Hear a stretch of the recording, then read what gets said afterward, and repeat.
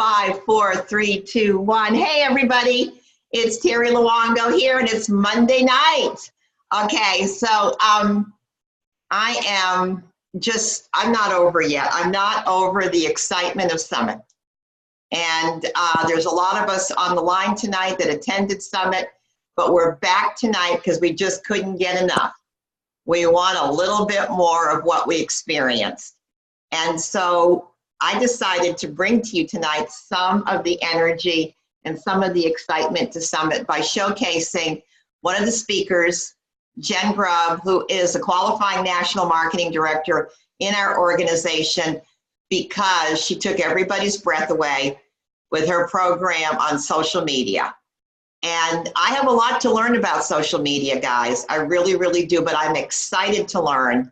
And so we're going to learn from somebody who's becoming a master at understanding it and masterful at implementing it. And she is seeing results. And isn't that what we want to be? We want to be a student of this information. So without any further ado, I want to introduce to you our own Jen Grubb. Take it away, Jen Grubb. Hi, everyone. It's so good to see y'all's faces again. So excited. I'm so excited. I first have to say that I literally just threw my children in the bed. And so that's just how sometimes Monday night rolls, you know, and my husband's at work. So my sweet son was like, "That's okay, Mom. I'm going to read a book. It'll all be great. You go do your thing." And I was like, "Thank you, bud."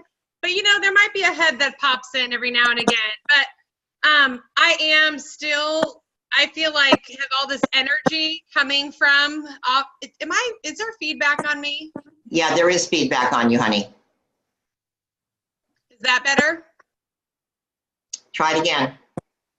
That's so weird. It's because I threw their kid. Yes, I threw my children in the room. Is that better?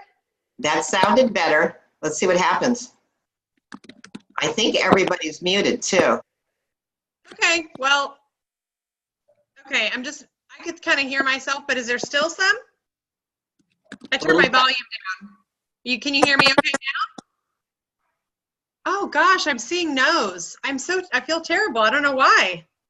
Okay, try again. I just muted somebody else out. Go ahead. Okay, can you hear me right now?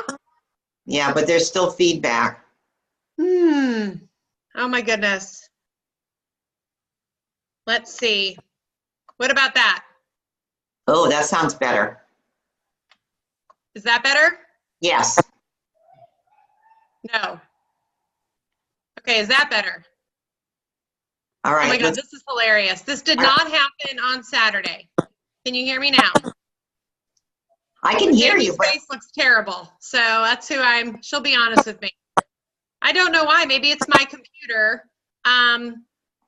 But should I keep going, Terry? I apologize. Yeah, let's hang on. Terry. Yeah. I think there's a way to like mute all, which would mute her, but then she could unmute. Yeah, I have. I've muted everybody. Okay. And I'm going through, sometimes people fall through the cracks, and I'm manually going in. So Jen, go ahead. Let's see what happens now. Okay. How is that? There was somebody that was still unmuted. Okay, I took care of it. I just felt like I heard like a clicking and could hear other people, and I wasn't sure if it was me. Sometimes my computer is tricky. Okay, well, let's keep rolling. Thank you. Sorry about that, you guys. But I still, like Terry said, the energy is still very, very high. If you were not able to attend the January Dallas Summit, I have to thank Terry and Jamie and Holly and just the entire crew that planned and put this on, because it felt like an actual live conference, the energy in the room, and it was just such a good representation, and you guys did a beautiful, beautiful job. By no means in regards to, you know, social media, I never thought, I was telling Terry today that I'm really passionate about it. I do believe in what social media can do for your business. And so because I was so passionate and so curious, I did my research, and I'm going to share with you what I learned from all of that. So let me pop this up here real fast for you. and begin. My computer. There we go. So the concept of you do you for me and why social media matters really began this summer, and it stems from my husband. And, you know, it's one of those things where you start this business, especially as a wife, I feel like, and I know there's some men on the call, and I'm not saying my husband didn't want me to start it, but he definitely was very kind of like, okay, whatever, do your thing. Jamie had asked me, and I teased for 2 years. Didn't feel that long, but she had asked me to do this business for that long. And this concept kind of developed because I literally stood in my backyard and I was crying to him, feeling like he wasn't very supportive of this business and that it was just kind of a hobby for me. And it evolved into this conversation where, you know, he looked at me and said, babe, I want you to do you. I'm not going to approve of everything you do, but I support everything you do. There's a difference. Now you have to understand he's a psychology major, so, you know, he's always questioning and asking questions and figuring out how my brain works. And I think he was trying to dive a little deeper, but as you can see in this picture right here, I have a family of 6. There are 6 of us. There's 4 children, and he is a national champion. And he looked at me and was like, I win, you win, we win. So do you, we love you, I'll do me, and grow a business, you know? And then as things grew, of course, he didn't complain about the paycheck, but as we all know, the paycheck doesn't come necessarily overnight, but it definitely has benefited and helped our family. And this January, I was really reminded of that because we actually had this big dream of building this backyard and of a pool and a fireplace. And, you know, my husband was like, good luck. That's going to cost us, right? Thousands of dollars. We all know if you've ever built a home or a pool or any kind of anything, the kind of money that takes. And with our family lifestyle, it was not possible until this business. And so when I looked at him and said, okay, well, I'm going to do this. And he said, great, go ahead and do this because that's what it's going to take. Unless I went back and got a full-time job, which was not what I wanted to do as a mom. So the concept kind of really kind of catapulted forward this past summer when we were on vacation. And I honestly was sitting there in my business. I'm very grateful for where I am as a Q, and I'm grateful for the paycheck, but I know, and after many conversations in this business, if you've hung around Terry Luongo long enough and have heard her talk to you about money and how it works in your brain and have been through her trainings, you know that there can be some hiccups along the way. And so this summer I had to evaluate, and Jamie's always taught me, we're not going to change the goal, we're just going to change the strategy. And so I sat there and I thought, okay, what can I change or tweak or do better? Because we're doing great things. All of you are doing great things. We're doing the Zoom calls, we're doing the 3-way calls, we're doing those things. But social media was something that I knew I could do better. And guess what? It was free. It was totally free for me to have grabbed my hands around. And I knew that I didn't have a team of people that were going to do this for me. When you're an entrepreneur and a small business owner, you don't have that right away. Maybe later on down the road you will, but right now I didn't. But there were some fears I had to really step through. It wasn't just going to happen where I was just going to put myself out there because I was worried. I was worried about what people thought. I was worried about what people were going to say. I teach preschool part-time. I had legitimate fear. So I want you to take a look at this.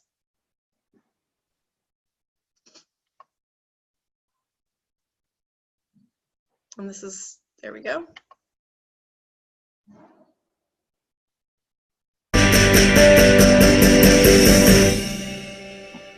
thumbs up. So maybe. I'm excited about Daring Greatly. Me too. And I'm excited about you talking to this audience, because you watch Super Soul Sunday. Oh, I do. You talking to this audience about what it means to dare greatly. This came out of the TED Talk, right? Yeah, it was born of the TED Talk, and it was born of just a dozen years of vulnerability research. Uh-huh. And the title itself was a very personal moment in my Yes. life. Yeah. The Theodore Roosevelt quote? Theodore Roosevelt quote. Yes. Would you give us that quote? I will give you the quote. Which is at the beginning of the book, yeah. Yeah, can I tell you a little bit about what the story is Yes, behind the tell me, quote?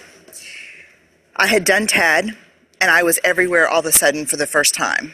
I was on CNN.com, I was doing on NPR interviews, and my therapist tells me, don't read the comments. My husband says, don't read the comments. But I read the comments. Oh, no. Right. Oh. So one day, I was reading the comments, and I was devastated. I know. I've read comments before. It's just devastating how nasty devastated. people can be. Yeah. And they were comments like, of course she's embracing imperfection. If you were Brene Brown, you'd have to. What choice would you have? Oh. Or less research, more Botox. Or maybe you'll be worthy in 20 pounds. Oh. I mean, these kind, and they're anonymous, which is Yes, such yeah. chicken crapola. I'm not going to cuss during my Yeah. thing today. So it's just chicken. So I send Steve to work, and I send the kids to school. Your husband, Steve. It's my husband, Steve. And I stay in my pajamas, and I sit down on the couch, and I watch about 10 hours of Downton Abbey reruns and just numb myself out. I eat some. That's weird. This is going great, Terry. Okay, let me fast forward. Okay. Yeah, it's hard. You do a reboot. Or maybe you'll be worthy in 20 pounds. Oh. I mean, these kind, and they're anonymous, which is Yes, such yeah. chicken crapola. I'm not going to cuss during my Yeah. thing today. So it's just chicken. So I send Steve to work, and I send the kids to school. Your husband, Steve. It's my husband, Steve. And I stay in my pajamas, and I sit down on the couch, and I watch about 10 hours of Downton Abbey reruns and just numb myself out. I eat some peanut butter. I'm just sad. And when it was Because you read the comments. Because I read the comments, and I was like, this is not worth it, man. I'm not doing this anymore. I can't. Were these comments posted on the TED Talk? No, that's very curated, which I really appreciate. Yeah. These were like anonymous on news websites. Oh, I know. Right. Those are the worst. Like the cesspool of humanity. Yes, right. yeah, those are the worst. Right. Yeah. So I'm done with the Downton Abbey, and I'm like, I don't want to go back to my world where all that hurt is. So I get out my laptop and I start Googling, like, well, what was happening in the U.S. during the Downton Abbey period? And Theodore Roosevelt's quote comes up because yes. So I read it, and it says, it's not the critic who counts. It's not the man who points out how the strong man stumbles or where the doer of deeds could have done them better. The credit goes to the man who's actually in the arena, whose face is marred with dust and sweat and blood, who strives valiantly, and who errs and fails, and is sometimes victorious. But when he fails, at least he does so daring greatly. And it changed my life, that moment. You know how when you hear something and you're ready? Yeah. And 3 things happened to me in that moment. The first was, that is who I want to be. I want to be courageous. I want to be daring. You want to be the man in the arena. I want to be in the arena. Yeah. The second thing is, oh my gosh, this is everything I've ever learned about vulnerability. Yes. It's not winning. It's not losing. It's showing up and being seen. And the third thing, which was really helpful for me, is from that millisecond forward, I made a commitment that if you are not in the arena getting your butt kicked on occasion, I'm not interested in your feedback. Whoa! I love that. Period. Yeah. And anonymous comments, you're not in the arena, man. You're not in the arena. Put your name on it. Own it. If you got something constructive to say, own it and put it in there. Yeah, say that to me If in you person. can't say it in front of me in person, Yeah. in front of my kids, don't say it. And if you can't say it to me in person in front of my kids, duck. I love that. Be like,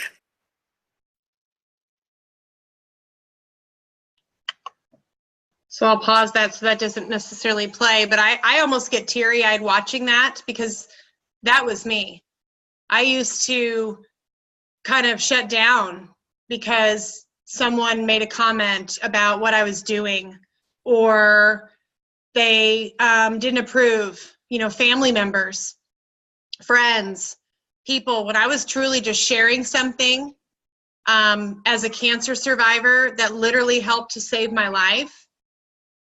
And when I finally realized that other people's opinions are none of your business and that people truly want you to do you, I kind of was like, all right, I'm all in. I'm ready to put it out there.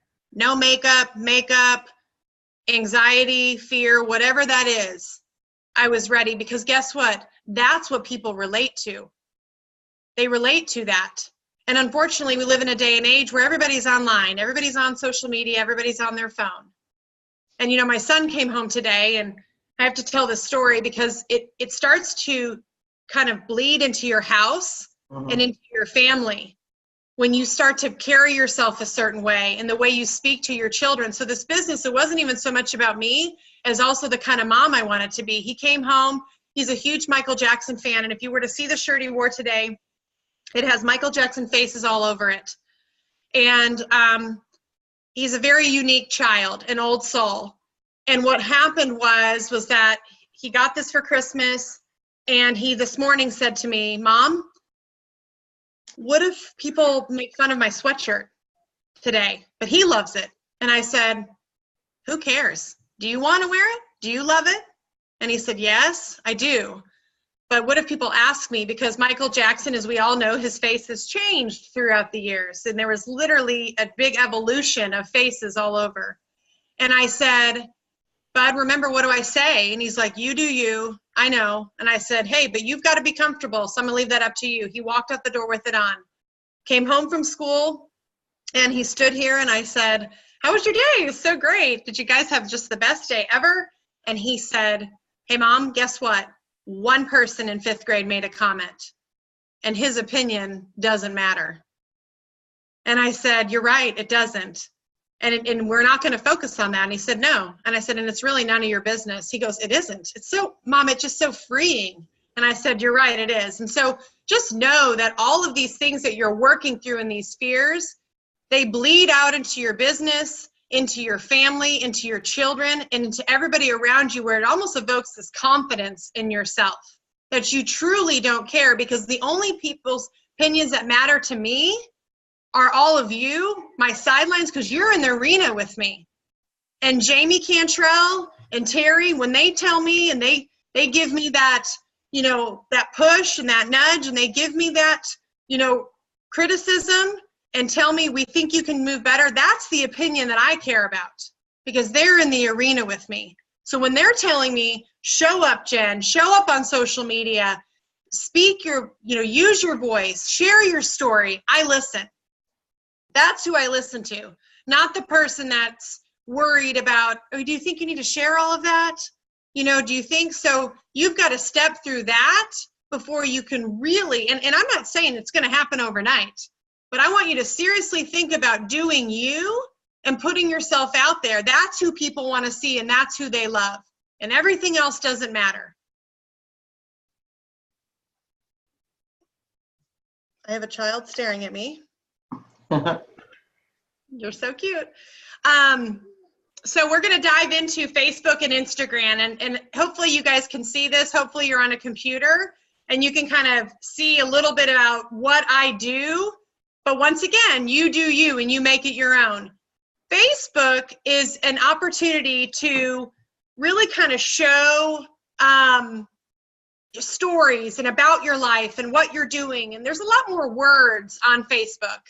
And what starts to happen is your marketing, you know, I was telling someone today, you welcome all, but you market to one. And so on Facebook, I talk to moms because that's who's on there. My mom friends, I'm talking about the family health study. You know, that's where kind of my bread and butter is on Facebook. Moms and really friends, maybe from college who are now moms. Do you have a quick question? What? Okay, I'll talk to her in a minute. Okay, and so what starts to happen, my finger hurts. Oh boy, see, this is why I love this business, is you guys get to see that I truly do deal with this all by myself. So if you're wondering, can I do this? Yes, you can. So what starts to happen on Facebook is I'm talking to moms and I'm trying to build them up and make them feel like they can do this. You can do this too. You can run a business, be a mom. I never go to the bathroom alone. And yes, guys, it took me 25 times to take that picture. It does. I don't just, set my photo up and take this great photo. Okay. So if you're like, oh, I could never do a selfie, I don't even know how to take one. No, trust me, the lighting was weird. I was standing in a window. My kids were like, why are you taking so many pictures of yourself? I mean, yes. So I'd go through those things too, but I'm trying to inspire moms. On Instagram, I also am welcoming all, but I'm targeting a little bit different crowd. I'm targeting a little bit different, more of a financial freedom, entrepreneurs, younger crowd that are looking for maybe, a side hustle or something to do. Not that the moms aren't, but my target audience is a little bit different. Some of them do overlap, and that's fine. But at the top, you can see that's like your business card where it says cancer survivor, coaching others to optimal health and financial freedom. When someone goes to your page, that's a snapshot of who you are and what you're trying to do.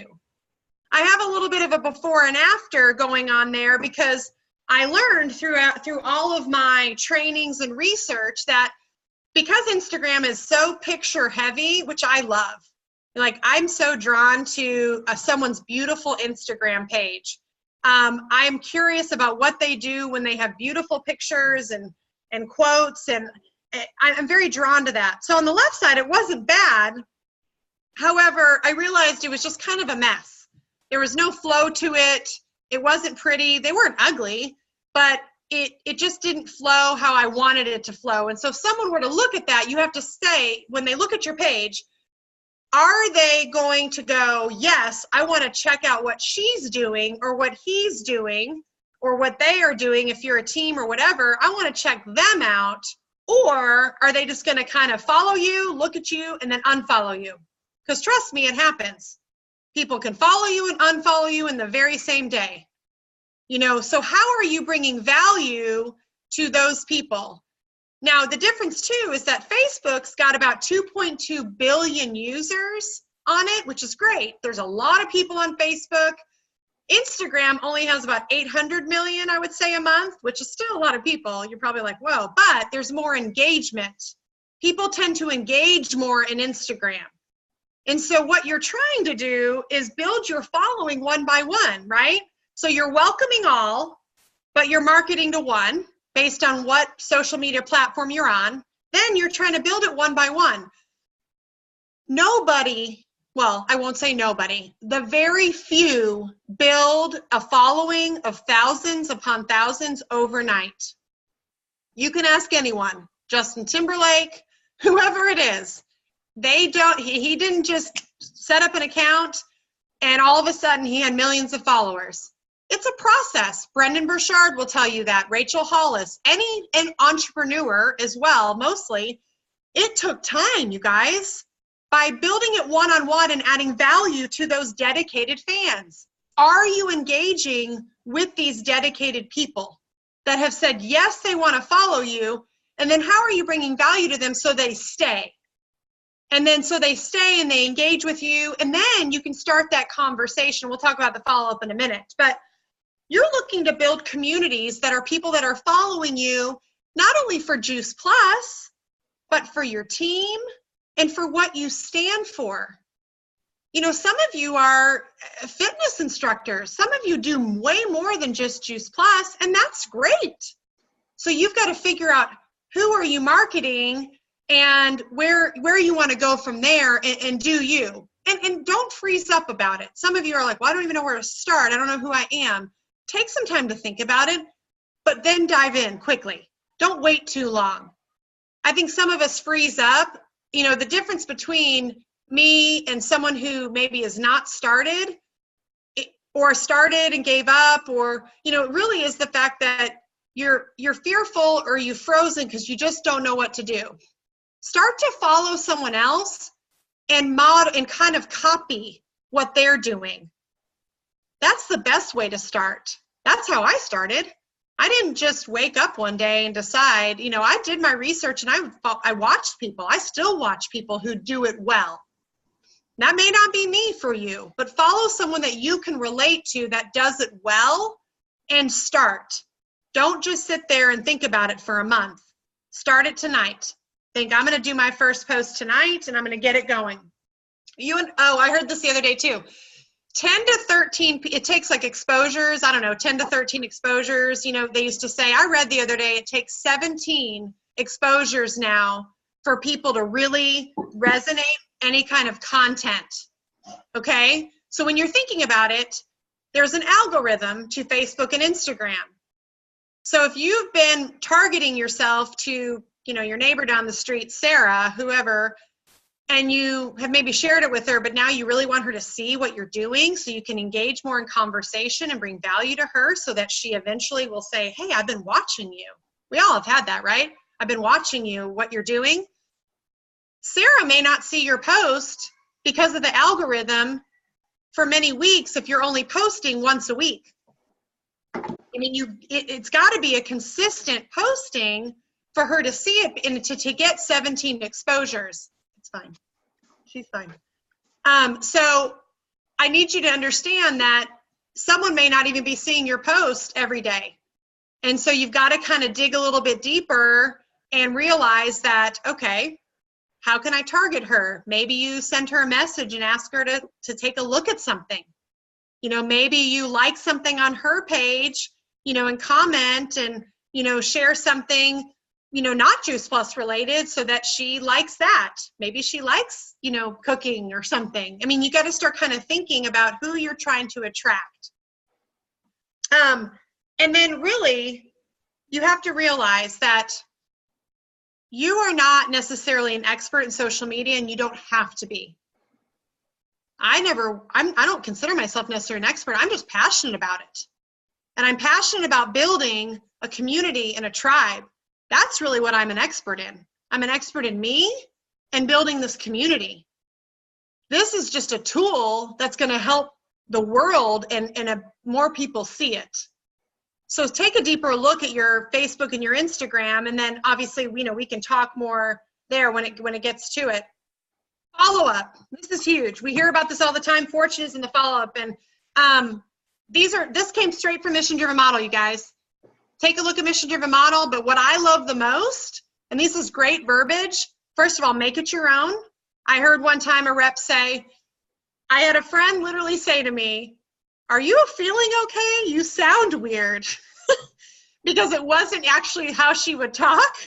So make it your own, but use your voice. You guys, use your voice. Facebook Messenger is beautiful. It's 1 minute too. You can't even ramble. And you'll get real good the more you do it and your 1 minute follow-ups. You know, and I always say, hey, I noticed you like my post on healthy living. Are you interested in the shred? You know, are you interested in free product for your child?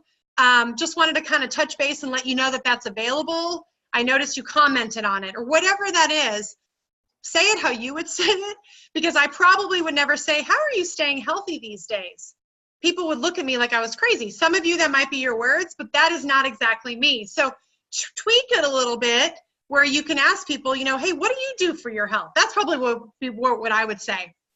I'm curious, I found something. What do you guys use? Do you use a vitamin? Do you use this? You know, whatever that is. But the fortune really is in the follow-up, because that's bringing value to the people that have liked your comments or who have liked your post. It brings value to people who have commented, and then you're engaging with your community. It may take a couple conversations, but that's how you can start engaging with new people. And then lastly, because I know we're really kind of over time, and I appreciate your time, and technology is wonderful, but be a thought leader. I heard this somewhere from somewhere or from someone, I don't even remember, but it was probably through a podcast. I loved it so much because that's what I do on a daily basis. I wake up and I invest in myself so that I can be a thought leader for other people. The only way, I don't just wake up every day and have these brilliant posts and these great thoughts. It's because I read books, I invest in myself, I have some quiet time, I listen to my podcasts, and it generates this creativity in my brain. Terry can probably talk more about how the brain works and your brain waves, and that's not my gift. But there is something that happens when you listen to something. You have the repetition that I listen to multiple times, when you read something and when you write it down. Yeah. I heard that from Terry a long time ago when I first started this business, so I made it a practice on a daily basis to pour into myself and write it down, and it creates these thoughts, whether it be for my business, in my post, or just in my daily life. Create something unique daily, you guys. And I'm on the fly kind of poster. However, sometimes people, you need to sit down on Sunday night and create 5 posts for your week, do that. But on Teamsy, which the company is partnered up with, I use Teamsy, and there's a box to check on a daily basis that you did your social posting. There's a box to check that you did your personal development, that you did exercise. So if that's something to help keep you accountable, great. But do something daily on social media that's going to bring value to your people. And then lastly, do everything with heart. This mission that we're on is important and it matters. And we every single day pour our heart into people and into customers and into our team members. It's now time to start pouring your heart into all those thousands of people out there in social media world that are watching you. They're going to feel it. They're going to feel it through your pictures. They're going to feel it through your words. They're going to feel it through those live videos. Pour your heart into people. That is what is going to attract people and cause your business to just take it to the next level. So thank you. Oh my gosh, Jen, thank you. Oh my goodness. That was as rich and as wonderful as it was on Saturday. And plus you had interruptions. I hope that her finger is all right. So good. Oh my gosh, guys, I hope you enjoyed that. Remember, the second law of learning is repetition. You don't need to remember this, but the more you expose yourself to this kind of education, the more you'll know. But again, the best way to learn any concept, any idea, any philosophy is to jump in and get started yourself. You'll learn more by getting into the activity than you will by listening to any training. So you have the fundamentals, you have the basics. What can I tell you? You can't do it wrong. But this is what, I'm going to leave you with this. Jen is so right. This is what I do know. People are watching. People are watching. People love watching other people on social media. So jump in, because every single one of us has a story to tell. Okay, so next week, after the Monday night call, for those of you that do not scoot off to another team call, I'm going to be hanging out with Judy Strickler and maybe some of the other NMDs that don't have a specific team call, and it's going to be a welcome call for new distributors. It's also going to be a Q&A, all right, because we want to support you on your journey, and our intention is community, community, community. So go have a good evening. No, I love you. I'm going to stop the recording, and Jen, Grubb, we love you.